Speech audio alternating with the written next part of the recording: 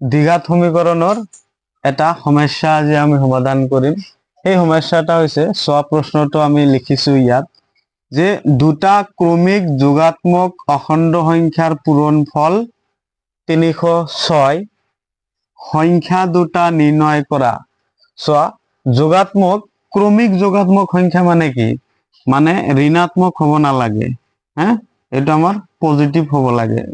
ক্ৰমিক সংখ্যা আমি কি কি কি বুজি পাওঁ, যেনে 1 ৰ পৰা 2, 2 ৰ পিছত 3, 3 ৰ পিছত 4, এইবিলাক হল ক্ৰমিক নাম্বাৰ। চোৱা সদায় ইয়াৰ পিছতো এক বেছি, 2 ৰ পিছতো এক বেছি, 3 ৰ পিছতো এক বেছি থাকে। সদায় সিরিয়াল মানে ক্রমিক সংখ্যা সদায় পিছতো এক এককৈ বেছি থাকিব। সো এই সংখ্যাটো আমি কেনেকৈ নিৰ্ণয় কৰিম। সো যেহেতু সংখ্যা দুটা আমাক দিয়া নাই, প্ৰথমে আমি ধৰি লম যে ধৰো সৰু সংখ্যাটো মানে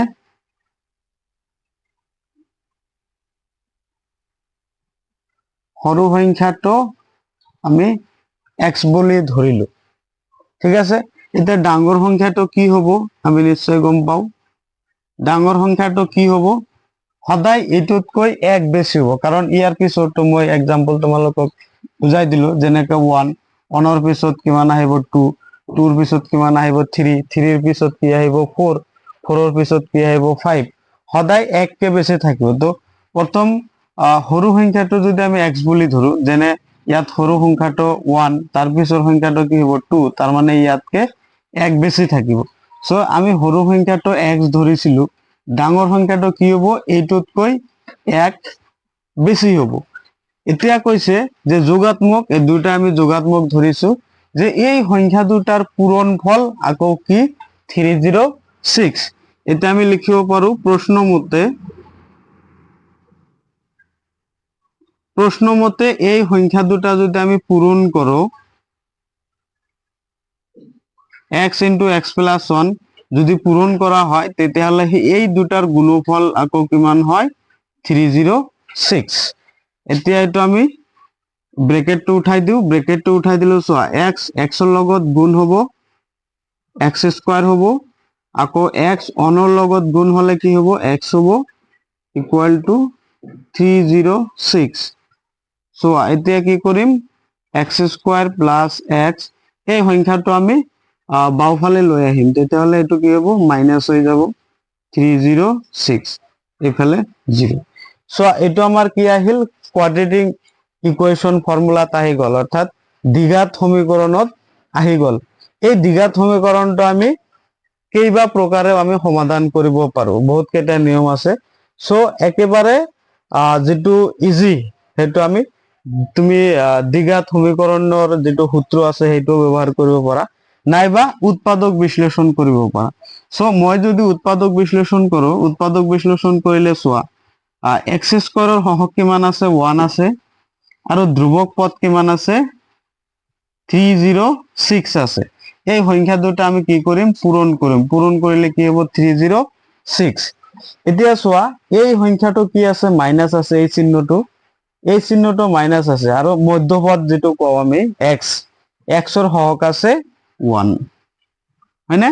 এতিয়া যিকোনো দুটা সংখ্যা আমাক উলিয়াব লাগে যে এটাৰ পৰা আনটো বিয়োগ কৰিলে যাতে এক হয়, এনেকুৱা আমাক সংখ্যা উলিয়াব লাগে। চোৱা যেনে 18 minus 17, 18 পৰা যদি আমি 17 বিয়োগ কৰো তেতিয়াহলে নিশ্চয় 1 থাকে। আকৌ এইটো কথা মনত ৰাখিব লাগিব যে 18 আৰু 17 এই সংখ্যা দুটা পূৰণ কৰিলে আকৌ এইটোৰ সমান হ'ব লাগিব, 306 ৰ সমান হ'ব লাগিব। তো 18 আৰু 17 পূৰণ কৰিলে এই 306 হৈ যাব। গতিকে এইটো আমি লিখিব পাৰো x স্কয়াৰ প্লাস ইয়াত যে 1 আছে 1 ৰ ঠাইত আমি লিখিম 18 minus 17, অর্থাৎ অটোমেটিক 1 এ থাকিল লগত x টো পূরণ, মাইনাস 306 ইকুয়াল 0। এতিয়া আমি ব্ৰেকেটটো উঠাই দিম।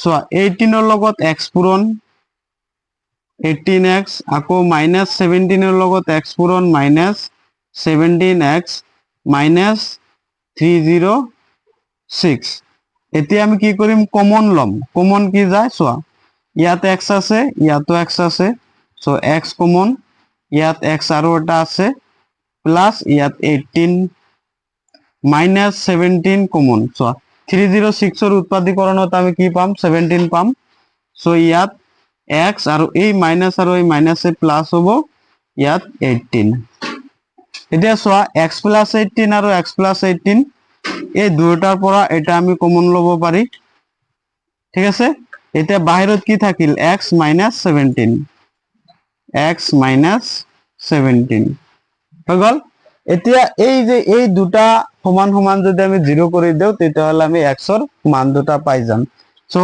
ইয়াৰ পৰা আমি লিখিব পাৰো x plus 18 equal 0 আৰু x minus 17 equal 0 ইয়াৰ পৰা চোৱা ইয়াত কি পাম আমি x equal minus 18 যেটো অসম্ভৱ কাৰণ ইয়াত যেহেতু x ৰ বৰ্গ আছে আমি মাইনাস তো কেতিয়াও নলও এটো কোনটো লম আমি x equal 17 মাইনাস আছে হোফালে গলে 17 অর্থাৎ x ৰ মান হল 17 x ৰ মান যদি 17 হয় সৰু সংখ্যাটো আমি কি ধৰিছিলো x ধৰিছিলো তাৰ মানে সৰু সংখ্যাটো কি হ'ব 17 হ'ব আকৌ ডাঙৰ সংখ্যাটো ইয়াতকে 1 বেছি 17তকে 1 বেছি কিমান হ'ব 18 হ'ব অর্থাৎ সংখ্যা দুটা 17 আৰু 18 হ'ব এতিয়া চোৱা এই দুটা সংখ্যা পূৰণ কৰিলে আকৌ চাবা 306 হ'ব তোমালোকে এটা কাম কৰিবা যে